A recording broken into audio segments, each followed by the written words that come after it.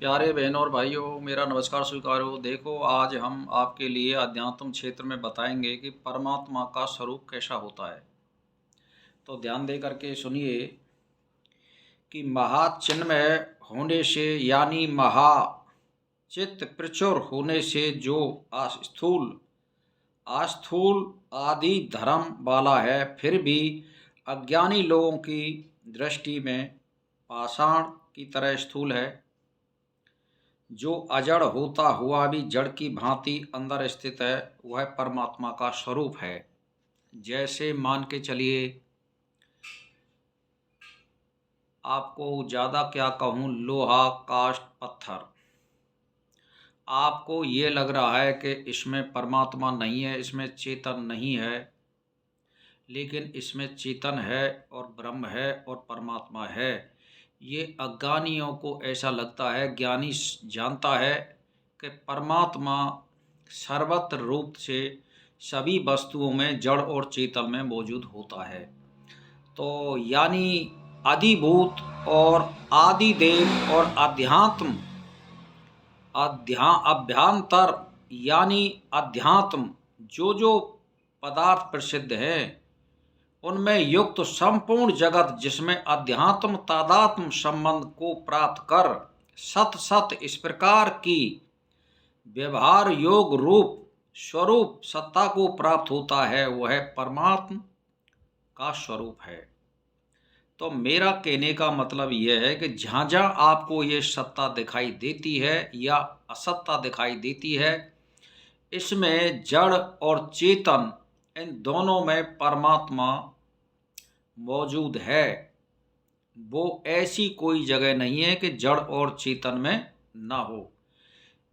लेकिन जो ज्ञानी होते हैं वो इसको जानते हैं, और अज्ञानी ऐसा जानते हैं कि इसमें नहीं है। यानी जैसे मान के चलिए कि ये मूर्ति है या पत्थर है या कोई लोहा है, तो अज्ञानी तो ये जानता है इसमें परमात्मा नहीं है, लेकिन वो उसकी सत्ता कहीं पर भी ऐसी चीज नहीं है कि उसकी सत्ता ना हो। इसीलिए परमात्मा अपनी सत्ता को हर जगह व्याप्त कर रखा है, हर जगह को। तो जैसे प्रकाश का आलोक आकाश और शून्यत आत्म रूप से स्थित है, वैसे ही ये जगत इसमें स्थित है। अर्थात जो इस जगत का आत्म स्वरूप है वह परमात्मा का रूप है। जो वस्तु प्रमाणों द्वारा जैसे जानी जाती है उसको वैसा ही सत्ता होती है, अन्य रूप से नहीं।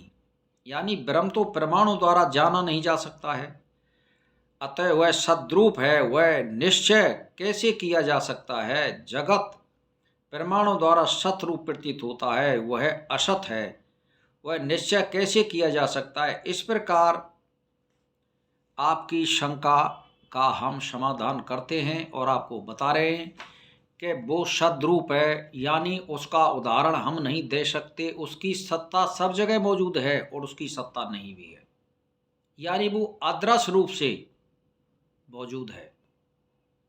तो हम उसको ज्ञान तप त्याग और योग के द्वारा हम उसका केवल अनुभव कर सकते हैं। इसीलिए हम एक ही बात आपसे कहना चाह रहे हैं कि भगवान परमात्म सत है, यह कैसे प्रतीत हो, और इतना विशाल और विविध प्रमाणों द्वारा सिद्ध इस जगत नामक दृश्य का असंभव कैसे प्रतीत हो। यानी बाह्य प्रमाणों द्वारा नहीं ज्ञात होता है, इस कथन की सिद्धि नहीं होती है। क्योंकि यदि प्रतिबंधक ना हो तो महावाक्यों द्वारा उसका ज्ञान होता है। प्रतिबंधक का नाश तो ब्रह्म में अव्यक्त रूप से रहता है। तो मेरा कहने का मतलब ये रहा कि भाई और बहनों, आप जिससे हम जो भी कहना चाहते हैं, ये प्रमाणों के द्वारा हम उसको नहीं संबोधित कर सकते कभी भी। प्रमाणों के द्वारा हम छोटी वस्तु को मतलब संबोधित कर सकते हैं। जैसे दैत्य के मिथ्या तत्व ज्ञान से होता है, क्योंकि वह जहाँ पर रज्जु में सर्प का यानी भ्रम होता है, वहाँ पर जब तक सर्प का निषेध ना हो तब तक रज्जु का ज्ञान नहीं होता है। इस आशय से श्री मान जितने संत पुरुष हुए हैं वो इसी बात को इंगित कर रहे हैं कि हमें झूठी बातों से टैर में या रस्सी में सरफ दी सकता है, लेकिन वो है नहीं। इसीलिए उसकी सत्ता सब जगह मौजूद है। उसको प्रत्यक्ष प्रमाणों से आप तप, त्याग और योग के द्वारा अनुभव कर सकते हैं। किसी को बता नहीं सकते, उदाहरण नहीं दे सकते। बस इसी के साथ मैं आपसे यही कहना चाहता हूँ, परमात्मा का स्वरूप कहता है, परमात्मा का स्वरूप वैसा है कि जैसे आपको परमात्मा नहीं दिख रहा है, तो मतलब यह है कि परमात्मा सब रूपों में और सब प्रकार का है। जैसी जहाँ पर कोई पदार्थ है उसमें उसी रूप से वो मौजूद है। इसी के साथ मेरा नमस्कार स्वीकार।